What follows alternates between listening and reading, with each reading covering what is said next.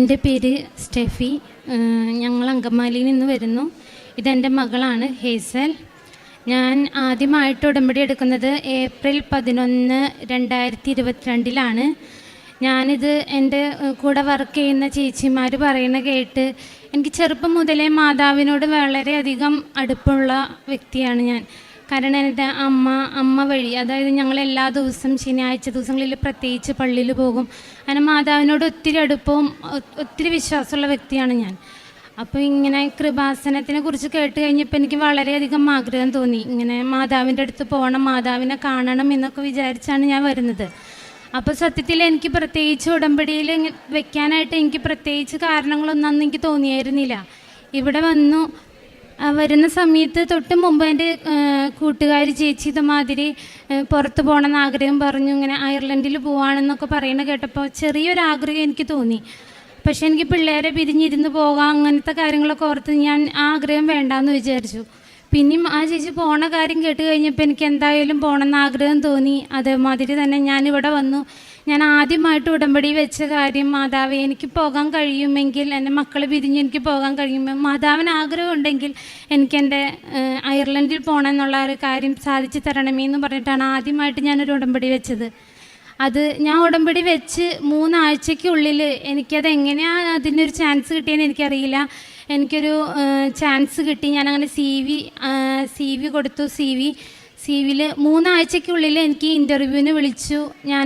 എനിക്ക് അയർലൻഡിൽ പോകാനുള്ളൊരു അവസരം ദൈവം എനിക്ക് ഒരുക്കി തന്നു. അതുപോലെ തന്നെ എൻ്റെ മകൻ 3 വയസ്സായിട്ട് അവൻ സംസാരിക്കുന്നുണ്ടായിരുന്നില്ല. 3 വയസ്സ് വരെ എനിക്ക് വലിയ ടെൻഷനൊന്നും ഉണ്ടായിരുന്നില്ല. 3 വയസ്സ് കഴിഞ്ഞപ്പോൾ ചേച്ചി സംസാരിക്കുന്നതിനോടൊപ്പം അവൻ സംസാരിക്കാനുള്ളൊരു ബുദ്ധിമുട്ട് കണ്ടു കഴിഞ്ഞപ്പോൾ ഞങ്ങൾക്കൊക്കെ ടെൻഷനായി തുടങ്ങി. അപ്പോൾ എനിക്ക് ആകെ വിഷമമായി. ഇപ്പം ഞാൻ ഇവിടെ വീണ്ടും വന്ന് മാതാവിൻ്റെ അടുത്ത് ഞാൻ ഉടമ്പടി വെച്ചു, മാതാവേ എൻ്റെ മകന് പെട്ടെന്ന് സംസാരിക്കാനായിട്ടുള്ള അനുഗ്രഹം കൊടുക്കണേന്ന്. അതുമാത്രമല്ല, ഞാനിങ്ങനെ മാതാവിൻ്റെ തൈലം നാവിലൊക്കെ വരച്ച് കൊടുത്ത് പ്രാർത്ഥിക്കുമായിരുന്നു. ഇപ്പം അവൻ നല്ല പോലെ വർത്താനം പറയുന്നുണ്ട്. മണി പോലെ അവൻ എല്ലാ കാര്യങ്ങളും പറയുന്നുണ്ട്. അതുപോലെ തന്നെ എൻ്റെ ജീവിതത്തിൽ എനിക്കൊരിക്കലും മറക്കാനാവാത്തൊരു വലിയൊരു അനുഗ്രഹം പറയാനാണ് ഞാനിവിടെ വന്നിരിക്കുന്നത്.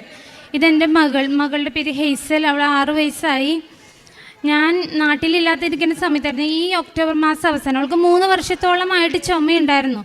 ആ ചുമയുള്ളപ്പോൾ ഒക്കെ ഞാൻ മാതാവിൻ്റെ തൈലം നെഞ്ചിൽ വരച്ചു കൊടുക്കുമ്പോൾ അവളുടെ ബുദ്ധിമുട്ടുകളൊക്കെ കുറഞ്ഞു പോകാറുണ്ടായിരുന്നു. പിന്നെ കുറച്ച് നാളായിട്ട് അടുപ്പിച്ച് അവൾക്ക് ഭയങ്കര ശ്വാസം മുട്ടൊക്കെ ആയി. അപ്പം ഞങ്ങൾക്ക് അലർജിയുടെ ബുദ്ധിമുട്ടുള്ള കാര്യം പറയായിരുന്നു. അലർജി ഇങ്ങനെ കൂടി വരാണല്ലോ, എന്നാൽ നമുക്കൊരു പൾമണോളജിസ്റ്റിനെ കാണിക്കാമെന്നും പറഞ്ഞ് ഞങ്ങൾ ഡോക്ടറെ കാണിക്കാൻ കൊണ്ടുപോയി. സാറ് എക്സ്റേ എടുത്തപ്പോൾ കൊച്ചിൻ്റെ ചെസ്റ്റിലൊരു തടിപ്പുള്ളതായിട്ട് ഡോക്ടർ പറഞ്ഞു. തടിപ്പുണ്ട്, അപ്പോൾ നമുക്ക് CT ചെയ്ത് നോക്കാമെന്ന് പറഞ്ഞു. CT ചെയ്ത് നോക്കാമെന്ന് പറഞ്ഞെങ്കിലും എനിക്കധികം ടെൻഷനൊന്നും ഉണ്ടായിരുന്നില്ല. അപ്പോഴെൻ്റെ മനസ്സിൽ ഉടമ്പടി എടുത്തത് മാറുന്നുണ്ടായിരുന്നു. പക്ഷെ ഞാനത് വലിയ കാര്യമാക്കി എടുത്തില്ല. അത് കഴിഞ്ഞ് CT ചെയ്തിട്ട് CTയുടെ റിപ്പോർട്ട് വന്നു കഴിഞ്ഞപ്പോൾ ഞാൻ CT ടെക്നീഷ്യനോട് ചോദിച്ചപ്പോൾ ആൾ പറഞ്ഞു കുഴപ്പമൊന്നുമില്ല എന്ന് പറഞ്ഞപ്പോൾ ഞാൻ ടെൻഷനൊന്നും അടിച്ചില്ല. അപ്പോൾ കുഴപ്പമൊന്നും ഉണ്ടാവില്ല ഞാൻ ഇങ്ങനെ ഫ്രീ ആയിട്ട് നടന്നു. പിറ്റേ ദിവസം CTയുടെ റിപ്പോർട്ട് വന്നപ്പോൾ CTയുടെ റിപ്പോർട്ടിൽ കൊച്ചിൻ്റെ 5 സെൻറ്റിമീറ്റർ ഒരു മാസം ഉള്ളതായിട്ടാണ് അതിൽ കാണിച്ചത്. അത് കണ്ടപ്പോൾ തുടങ്ങി എനിക്ക് ടെൻഷനായി. അപ്പോൾ എനിക്ക് പരിചയമുള്ള ഡോക്ടേഴ്സിനൊക്കെ വിളിച്ചു വെച്ചപ്പോൾ പറഞ്ഞു 3 സെൻറ്റിമീറ്റർ വരെ നോർമലാണ്, 5 സെൻറ്റിമീറ്റർ എന്ന് പറയുമ്പോൾ അത് നമുക്കൊന്ന് ശ്രദ്ധിക്കേണ്ടതുണ്ടെന്നൊക്കെ പറഞ്ഞു കഴിഞ്ഞപ്പോൾ എനിക്ക് ടെൻഷനായി, ഭയങ്കര ടെൻഷനായി. അങ്ങനെ ഞങ്ങൾ ഈ പൾമണോളജിസ്റ്റിൻ്റെ അടുത്ത് ചെന്ന് വീണ്ടും സംസാരിച്ചപ്പോൾ സാറ് പറഞ്ഞു, എന്നാൽ നമുക്കൊരു കാർഡിയക് തൊറാസിക് സർജൻ്റെ ഒരു ഒപ്പീനിയൻ എടുക്കാമെന്നും പറഞ്ഞിട്ട് ഞങ്ങൾ കാർഡിയക് തൊറാസിക്കിനെ കാണാൻ പോയി. അപ്പോൾ സാറ് പറഞ്ഞു ഒരു 3 മാസത്തേക്ക് നമുക്കിത് നോക്കാം, അല്ലെങ്കിൽ നമുക്ക് ഓപ്പൺ ചെയ്ത് ബയോപ്സി എടുക്കേണ്ടി വരും എന്ന് പറഞ്ഞു. ഇത് കേട്ടതോടെ ഞങ്ങൾ ആകെ ടെൻഷനായി, ഞങ്ങൾക്ക് ഭയങ്കര വിഷമമായി. അപ്പോഴും എൻ്റെ മനസ്സിൽ ഉടമ്പടി എടുക്കാം, സാക്ഷ്യം പറയാമെന്നൊക്കെ ഉണ്ട്. അപ്പോഴും ഞാൻ വിചാരിക്കുക എനിക്ക് സാക്ഷ്യം പറയാൻ എനിക്ക് പേടിയാണ്, ടെൻഷനാണ്. അപ്പോൾ ഞാൻ സാക്ഷ്യം പറയണില്ല എന്നുള്ള രീതിയിൽ ഞാനിങ്ങനെ മടിച്ചു നിന്നു. അത് കഴിഞ്ഞ് വീണ്ടും ഇതേമാതിരി ഞങ്ങൾ വീണ്ടും സാറിനെ കണ്ടു. സാറ് പറഞ്ഞു ഇങ്ങനെ കൊച്ചുകുട്ടിയല്ലേ, നിങ്ങളങ്ങനെ റിസ്ക് എടുക്കണ്ടെന്ന് വിചാരിച്ചപ്പോൾ ഞങ്ങൾക്ക് ടെൻഷനായി. അങ്ങനെ ഞങ്ങൾ സെക്കൻഡ് ഒപ്പീനിയന് വേറൊരു ഹോസ്പിറ്റലിൽ പോയി അവിടെ ചെന്ന് അവിടുത്തെ കാർഡിയക് തൊറാസിക്കിനെ കണ്ടു കഴിഞ്ഞപ്പോൾ സാറ് ആദ്യം പറഞ്ഞത്, ഇത് കണ്ടിട്ട് എനിക്ക് തോന്നണത് ഇത് നോർമലായിട്ടുള്ളൊരു കാര്യമല്ല. കാരണം 5 സെൻറ്റിമീറ്റർ എന്നൊക്കെ പറയുന്നത് ഒത്തിരി കൂടുതലല്ലേ, ഇതൊന്നില്ലെങ്കിൽ തൈമോമ അല്ലെങ്കിൽ ലിംഫോമ ആയിരിക്കും എന്ന് പറഞ്ഞു. ഇത് കേട്ടതോടെ ഞങ്ങൾക്ക് ഭയങ്കര ടെൻഷനായി. അത് മാത്രമല്ല, ഡോക്ടർ സാധാരണ നമുക്ക് നോക്കാം, ടെസ്റ്റ് ചെയ്യാം, എന്നിട്ട് നമുക്ക് പറയാമെന്നാണ് സാധാരണ ഡോക്ടേഴ്സ് പറയാം. ഡോക്ടർ പറഞ്ഞു ഹസ്ബൻഡിൻ്റെ അമ്മയ്ക്കും എൻ്റെ അമ്മയ്ക്കും CA ബ്രസ്റ്റാണ്, അപ്പോൾ ഇങ്ങനെ ഹിസ്റ്ററി ഉള്ളതുകൊണ്ട് ഇത് മിക്കവാറും ലിംഫോമ തന്നെയായിരിക്കും എന്ന് പറഞ്ഞു.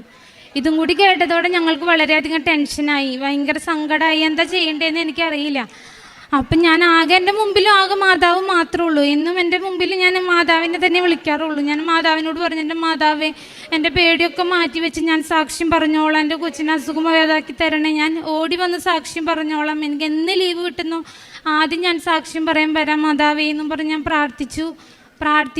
അത് കഴിഞ്ഞ് ഇവളുടെ ബ്ലഡ് ടെസ്റ്റ് ചെയ്തു. അപ്പോൾ ഞാൻ ഉടമ്പടി എടുത്തിട്ടുണ്ടായിരുന്നില്ല.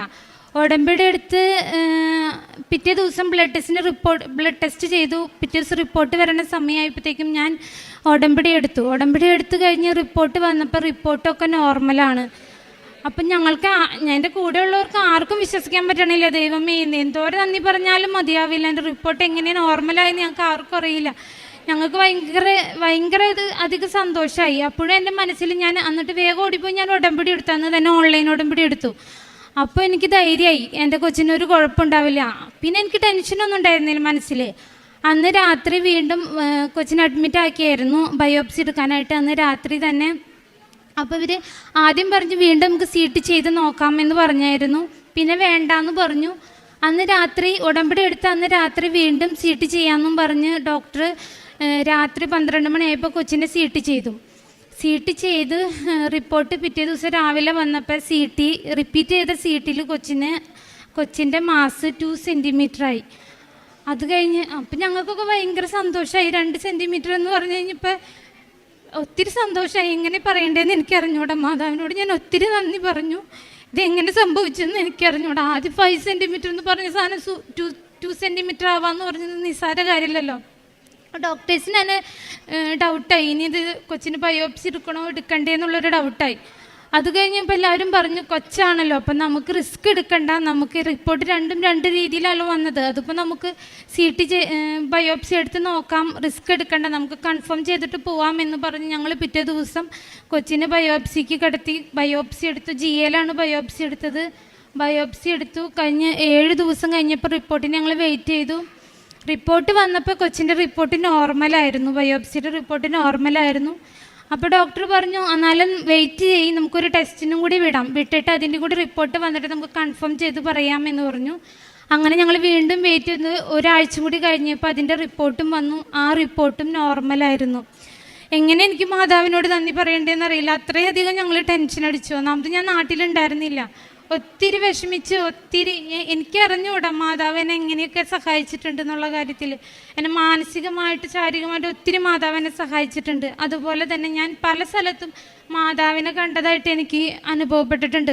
നിഴൽ പോലെ പല തരത്തിലും ഒത്തിരി പ്രാവശ്യം മാതാവിൻ്റെ അടുത്ത് വന്ന് നിന്നതായിട്ട് എനിക്ക് അനുഭവം ഉണ്ടായിട്ടുണ്ട്. അതുപോലെ തന്നെ ഞാൻ അയർലൻഡിൽ പോകണമെന്ന് ഞാൻ ആദ്യമായിട്ട് വിചാരിച്ച കാര്യം എനിക്ക് മാതാവ് സാധിച്ചു തന്നു.